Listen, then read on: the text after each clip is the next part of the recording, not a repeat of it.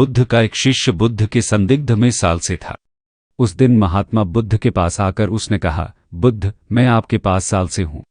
मेरे बाद कितने शिष्य आए और आपने उन्हें इस बीच किसी एक दिशा में ज्ञान देने के लिए भेजा, लेकिन मुझे अभी तक नहीं भेजा। क्या मुझे अभी तक बुद्धत्व प्राप्त नहीं हुआ? बुद्ध मुस्कुराकर बोले, यह तो तुम्हें खुद समझना होगा कि तुम्हें बुद्धत्व प्राप्त हुआ है या नहीं। शिष्य ने कहा, बुद्ध, आपने मुझे इन सालों में जो भी उपदेश दिया, मुझे वो सब याद है। पावर्ड बी टवर्स, मैं सभी को अपने ज्ञान से प्रभावित कर सकता हूँ। मैं लोगों को ऐसी बातें बता सकता हूँ जिससे उनके जीवन में शांति आएगी और वो शांतिपूर्ण अपना जीवन जी सकेंगे। बुद्ध ने कहा, अभी तुम तैयार नहीं हो। जब तुम तैयार हो जाओगे, मैं तुम्हें खुद सही मार्ग पर जाने के लिए कहूँगा। शिष्य ने कहा, क्यों बुद्ध, आपने मुझे इन सालों में इतना ज्ञान नहीं दिया कि मैं लोगों को प्रभावित कर सकूं। बुद्ध ने कहा, ठीक है, तुम पूर्व दिशा की तरफ जाओ। वहां तुम्हें एक गांव मिलेगा, उससे तुम भिक्षा मांग कर लाओ और वहां के लोगों को अपने ज्ञान से मदद करना। कल सुबह तुम वहां अकेले जाना और शाम को आकर मुझे बताना कि तुमने वहां के लोगों की मदद कैसे की।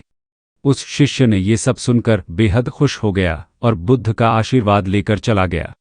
उस रात वह ज्ञान समेटता रहा और मन ही मन सोच रहा था कि मैं कल ऐसे ज्ञान की छाप छोड़ूंगा कि वहां के लोगों के साथ बुद्ध भी मुझसे प्रभावित हो जाएंगे। सुबह उठकर वो महात्मा बुद्ध को प्रणाम करने गया और उन्हें बताया कि मैंने वहां के लोगों की मदद की। शाम को जब वह वापस आया तो बुद्ध ने देखा कि उस शिष्य के माथे पर चोट लगी है और खून बह रहा है। बुद्ध ने उसे पट्टी लगाई और पूछा कि तुम्हें यह चोट कैसे लगी? पावर्ड बी टवर्स, उसके पास बहुत बुद्धि है पर उसके पास अपना ज्ञान भी है। अब अगर तुम किसी दूसरे के ज्ञान को चोट पहुंचाओगे तो वह कुछ तो कहेंगे ही।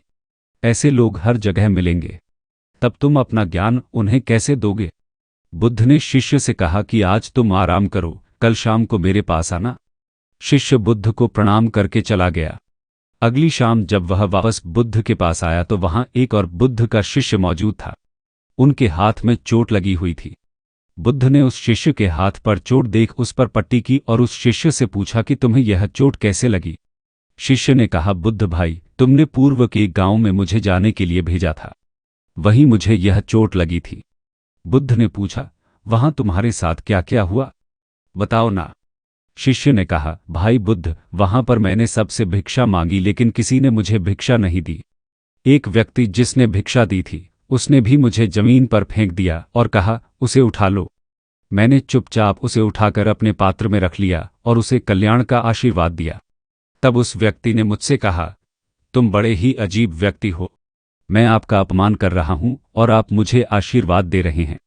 मैंने उससे कहा, तुम धनी हो, तुमने मुझे दान दिया है इसलिए मैं आपको आशीर्वाद दे रहा हूं। फिर मैं वहां से आगे बढ़ा तो कुछ लोगों ने मुझे वहां से जाने के लिए कहा।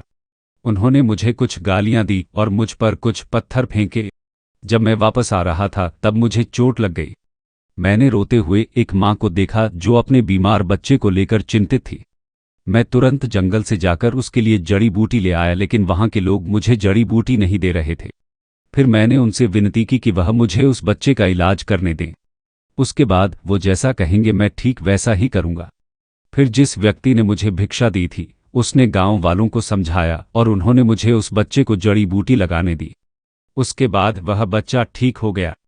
फिर गांव वालों ने मुझसे अपने किए गए अभद्र व्यवहार के लिए क्षमा मांगी और मुझे धन्यवाद कहा। फिर मैं वहां से वापस आ गया। हे बुद्ध, मैं आपसे एक विनती करता हूं।